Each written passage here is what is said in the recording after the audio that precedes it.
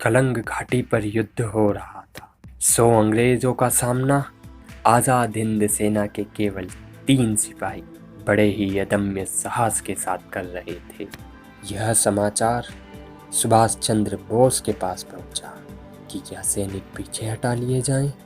यह सुभाष चंद्र बोस की प्रतिष्ठा का विषय बन गया था और वे असमंजस की स्थिति में थे। समझ नहीं पा रहे थे कि आखिर क्या किया जाए।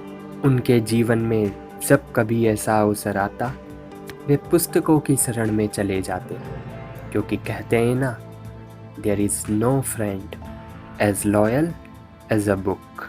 और वे पुस्तक खोलकर पढ़ने लगे। किसी पृष्ठ पर लिखा था, सिर पर संकटों के बादल मंडरा रहे हों तब भी धैर्य नहीं खोना चाहिए।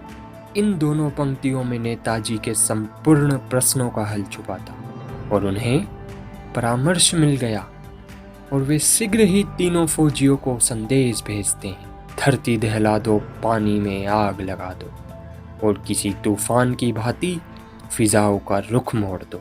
अर्थात जब तक शत्रुओं का सफाया नहीं हो जाता, बस डटे रहो। और वे तीनों सैनिक 16 रूपी गोलियां अंग्रेजों पर बरसाने लगे।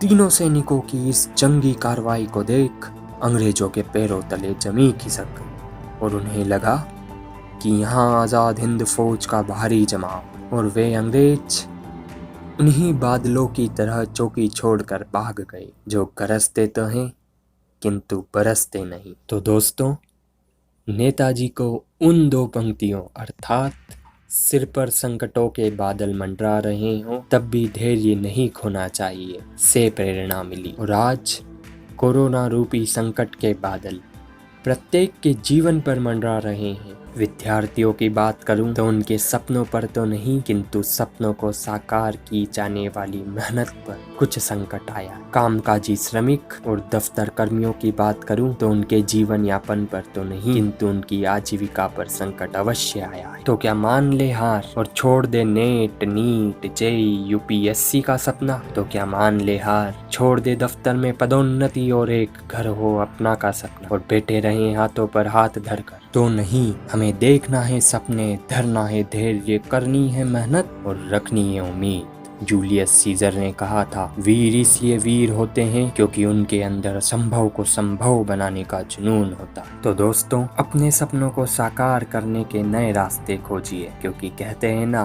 खोजने से तो भगवान भी मिल जाता है।